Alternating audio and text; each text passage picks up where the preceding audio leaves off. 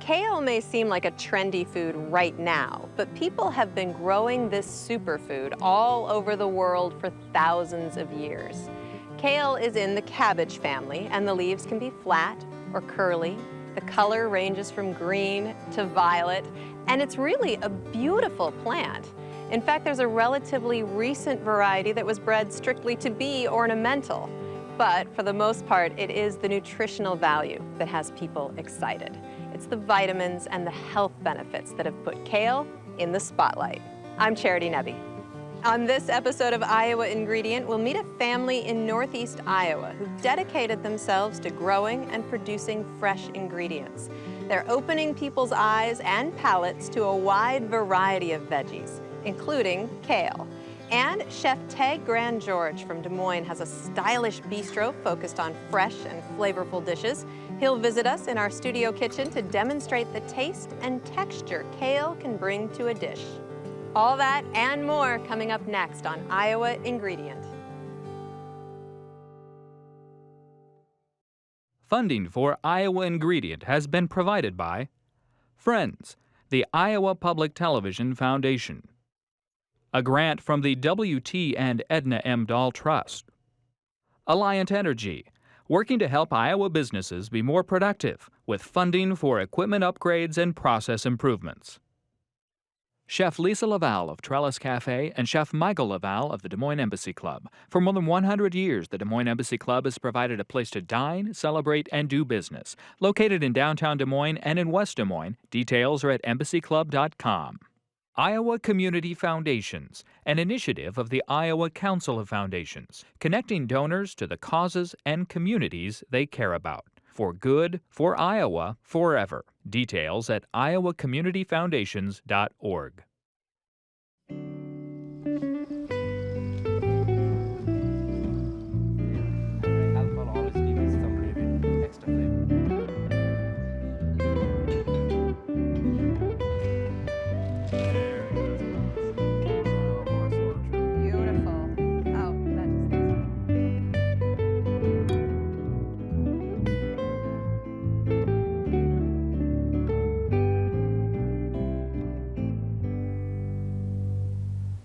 There's an ancient Turkish saying that says that for every leaf of kale you chew, another stem is added to your tree of life. 1 cup of kale can have more vitamin C than an orange. Vitamin A, vitamin K, lutein, and antioxidants are also at the top of kale's nutritional list. Whether harvested when the leaves are small, tender, and mild, or after a frost when a sweeter taste emerges, kale has achieved rock star status in the veggie world.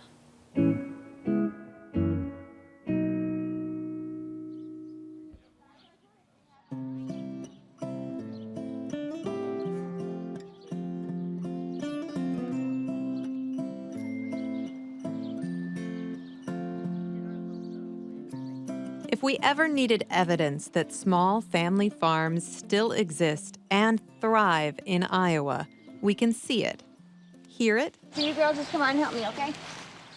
and even taste it at Arnka Acres Farm in Dike. We have a lot of radishes ready.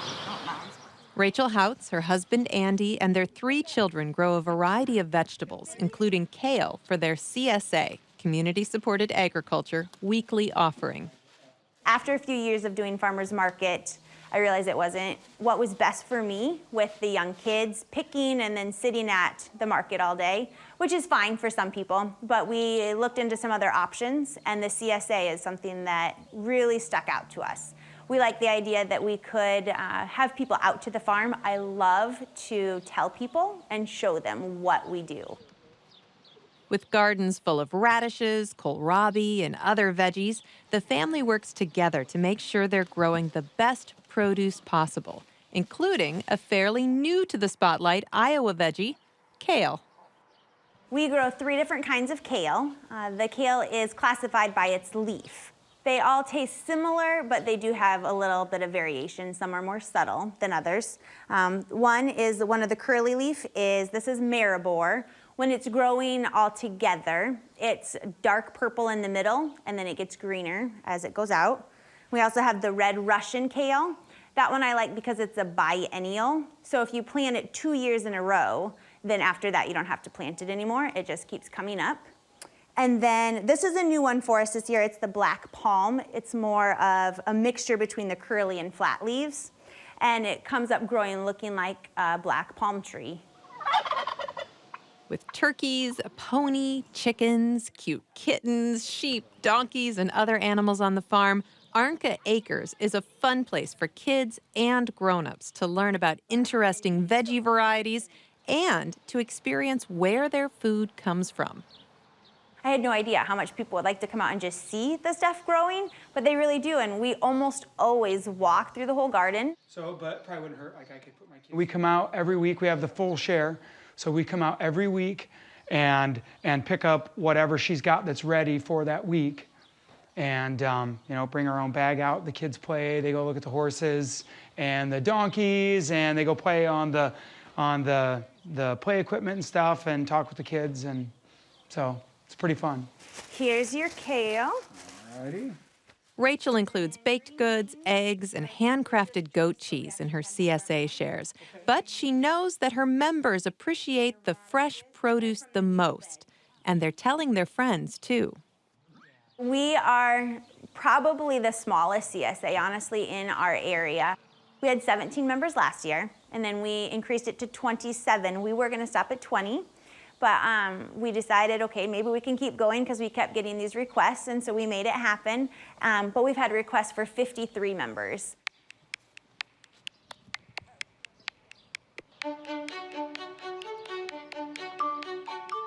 For this family, celebrating Iowa food is a way of life, and providing healthy produce like kale to their community is something they plan to continue in the same small but significant way. Maybe you'll come back in a few years and I'll have a few more animals and a few more acres of land, but for now I'm pretty content with where we're at.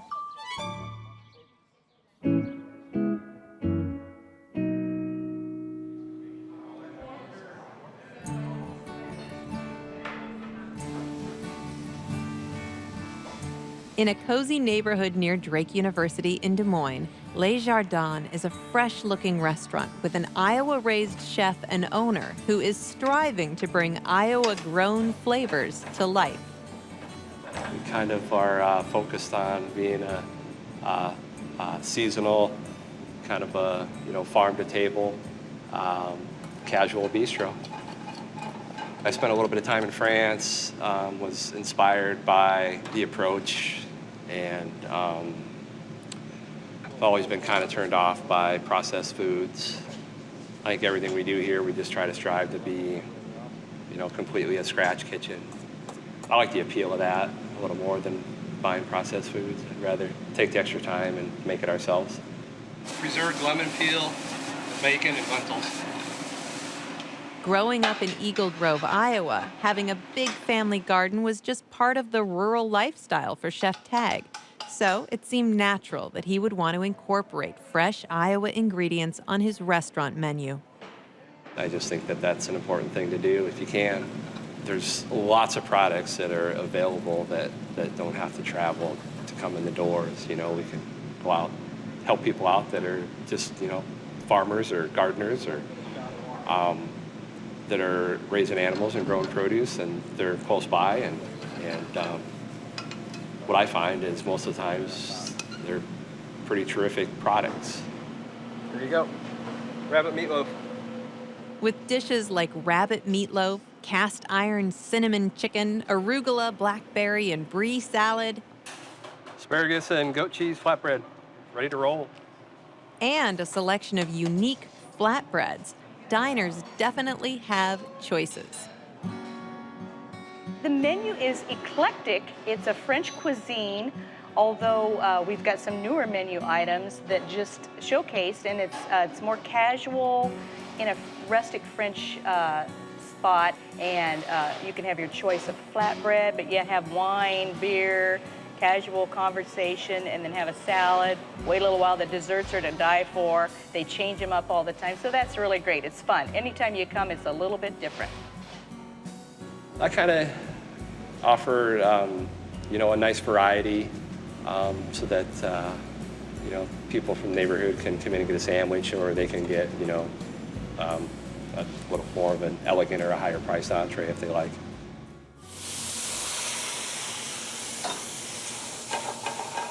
Using his creativity in the kitchen to add style to the restaurant's daily menu is a part of the job Chef Tag likes best. Cooking and planning out special events like wine dinners, tomato dinners, and beer dinners is exciting for him too. But when diners take notice, whether they're regulars from the neighborhood or new customers trying out Les Jardins for the first time, that's when having access to quality Iowa ingredients really hits home. I've had people come in here from LA or from San Francisco, and they just think that the food is really exquisite, and I don't really do that much to the food as part of my cooking philosophy. I try to let a lot of the ingredients stand for themselves. The flavor just comes through. I use the Berkshire pork that's just dynamite, and it's all there. It's in the product. With a welcoming neighborhood atmosphere, this casual French bistro is a wonderful place to stop and ponder the bountiful ingredients we have available to us in Iowa, and to indulge in some of them too.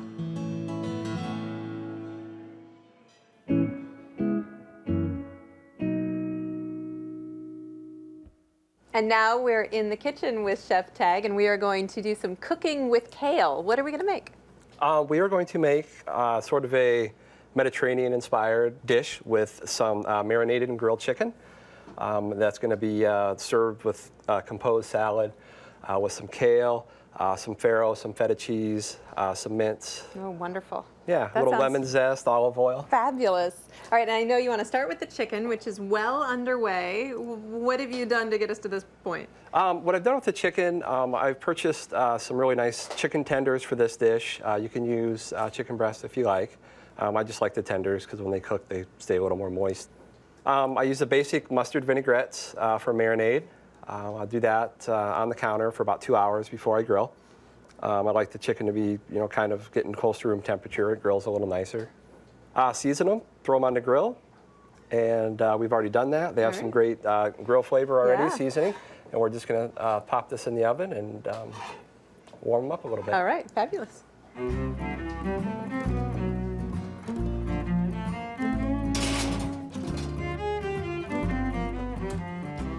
All right, and now on to the kale. And Yes. there are different kinds of kale. What are we using today? This kale was picked yesterday morning. This came from a farm in Grimes called Wabi Sabi Farm. And this looks like a little more tender than some of the other Yeah, kinds of yeah, kale. So I this had- is better I had- in a salad application? Yeah, definitely. I Okay. had Ben pick me some really small leaves that work very well if you're kind of doing them, in a salad application. So these are kind of smaller to medium sized. So we're going to start with some of these kale leaves that have been picked and washed. I take the stems off, and we're going to start by adding the lemon juice and lemon zest, just to let the acidity start to work on the leaves a little Sure. bit first. And then we're going to add to this some farro. Farro is a really nice grain, kind of a chewy texture, a little chewier than rice and a little bigger than rice. Okay. This is just cooked with water. Okay.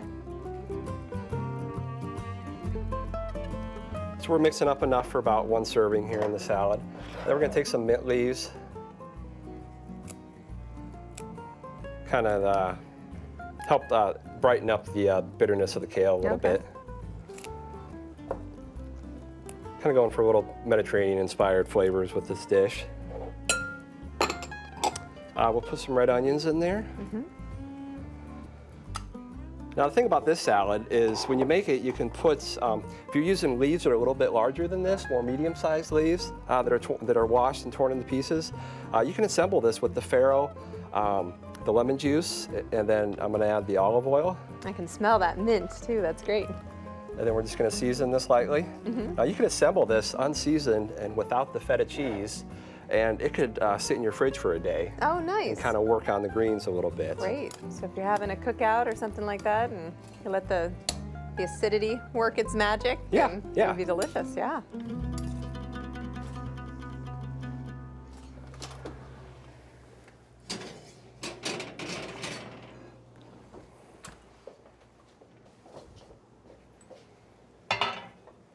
All right. Looks fabulous. All right, so then we'll just start by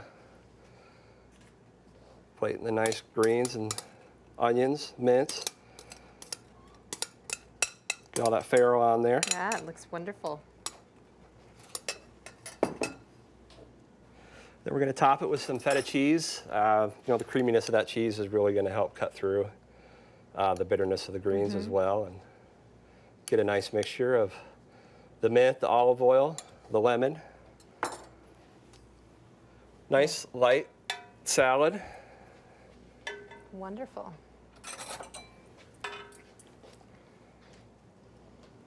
Oh, that's beautiful. And Excellent. I need to try some. Looks terrific. Try this leaf right there. That's really good, and the lemon is so pungent. That's wonderful. And the mint is great. The kale's not particularly bitter. That's wonderful. That's terrific. Thank you so much. Yeah, excellent. We are going to make another kale salad. And now, the last time we cooked with kale, it was raw. This time we're using raw kale again. And that really preserves all the nutrients in the kale, right? Yeah, it preserves the nutrients and a lot of the antioxidant properties of the kale. All right, so it's great to cook with, but if you want to maximize its impact, raw is even better, right? Yeah, raw or juiced, or if you're going to cook with it, they say, you know, be as minimal as you can. All right. Maybe steaming, Okay. or a quick saute. All right, so what are we going to do here? We're going to make a composed salad with some kind of non-traditional ingredients, but they kind of work out with the kale leaves. We're going to make a dressing first. All right. So in the bowl, I have some honey and white wine vinegar, Okay. and we're going to make a honey celery seed dressing. Oh, okay. So we're going to kind of whisk this together, kind of get it emulsified. We'll add our oil, and we'll get it ready for the salad. Adding my dry ingredients to the bowl: celery seed, paprika, dried mustard, and salt. Okay. And then about a tablespoon of grated yellow onion. Okay. And we'll just put that in. And then we'll start to work on the dressing. All right. Just kind of add the oil in a steady stream. And then any leftovers you could put into a carafe to use later on? Yeah. I like to either keep them in a squirt bottle at home or else just put them in a mason jar in the fridge. Oh, yeah. That way, if they separate, it's easy to shake shake them it back up up, again, and, yep. And then you can just pour it right out onto your salad. Oh, terrific. Needed about a cup of oil. I think we probably got about 3/4 of a cup now, maybe. All right.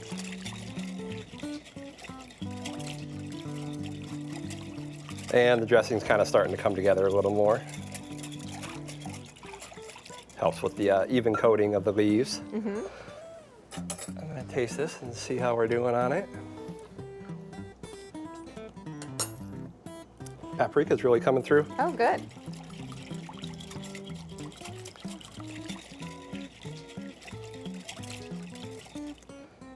All right, so now we have a mix of some baby lettuces and some kale leaves in here.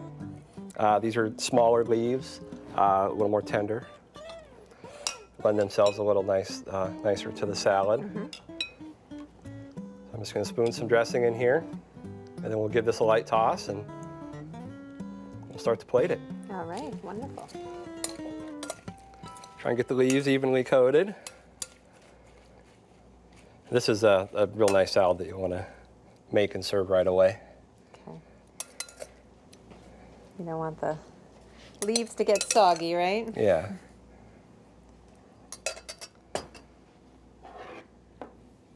All right, now we'll add some dried cherries. Oh, wonderful. That's always a good idea. And then we're going to add some roasted sweet potatoes. Oh. I take these sweet potatoes and I dice them, try to keep them uniform, about a 1/2 inch dice, some real finely minced fresh rosemary, olive oil, and I just roast them in the oven. Okay. If they're a little too small, they'll get too dark.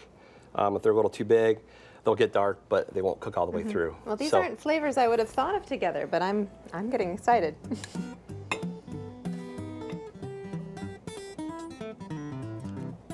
And then we're going to top it off with some sunflower seeds for a little crunch. Perfect. All right. There we go. Kale salad. Have it. Let's try it. Okay. Gotta make sure I get cherries and sweet potatoes and kale. Oh, that is wonderful. And it really, really works together. Chef Tag, thank you so much. You're very welcome. I'm gonna have more.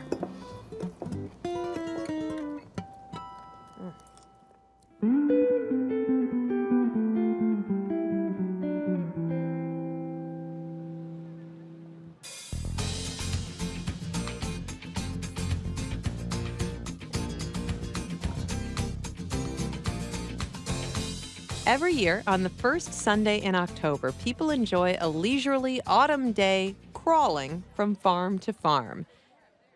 7 independent family farm operations jointly host open houses, welcoming visitors to their farms for an annual farm crawl.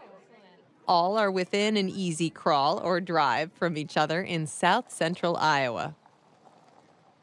This year is our 8th annual farm crawl. We already had some customers in Des Moines who were interested in coming down. We thought, well, maybe other people would be interested in seeing things. So we said, well, we'll do a lot of the organization if you come and participate. And then that first year, who knows, 50, 100 people we were hoping for, and it was like 550 plus in that first year. A growing interest in how our food is raised brought over 2,000 visitors to South Marion County and North Lucas County to see each operation this year.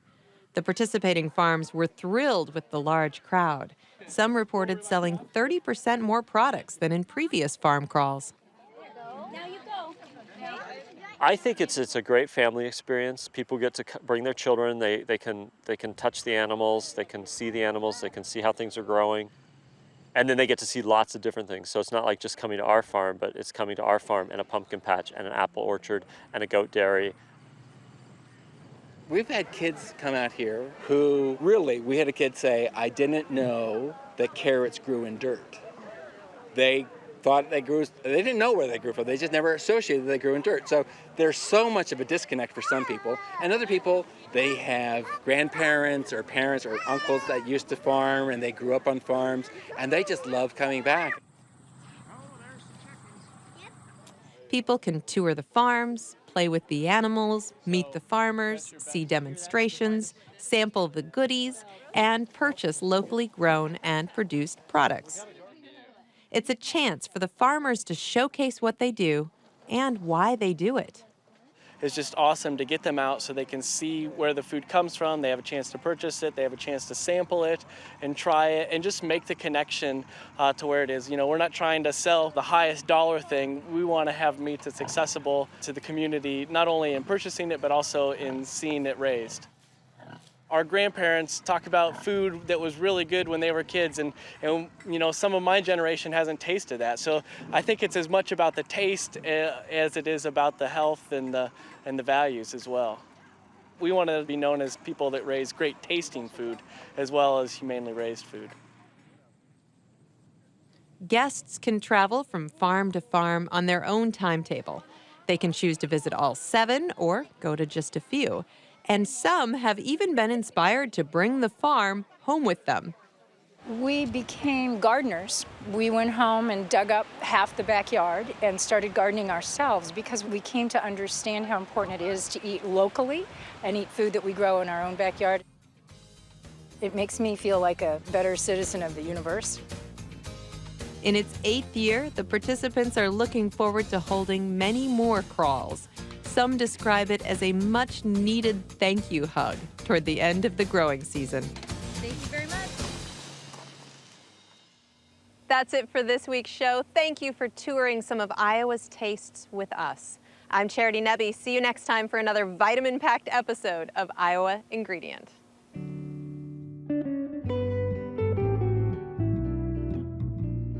As you can probably guess, the Iowa Ingredient staff is fond of all things that celebrate Iowa food.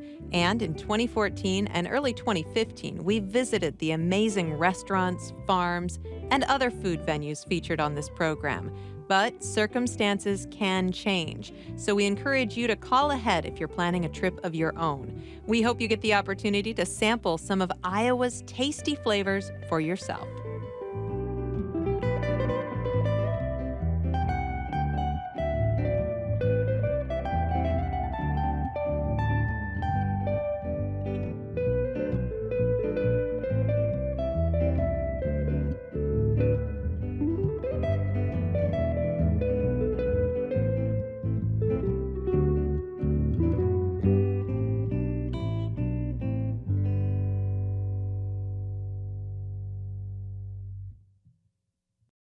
Funding for Iowa Ingredient has been provided by Friends, the Iowa Public Television Foundation. A grant from the W.T. and Edna M. Dahl Trust. Alliant Energy, working to help Iowa businesses be more productive with funding for equipment upgrades and process improvements. Chef Lisa Laval of Trellis Cafe and Chef Michael Laval of the Des Moines Embassy Club. For more than 100 years, the Des Moines Embassy Club has provided a place to dine, celebrate, and do business. Located in downtown Des Moines and in West Des Moines, details are at embassyclub.com. Iowa Community Foundations, an initiative of the Iowa Council of Foundations, connecting donors to the causes and communities they care about. For good, for Iowa, forever. Details at iowacommunityfoundations.org.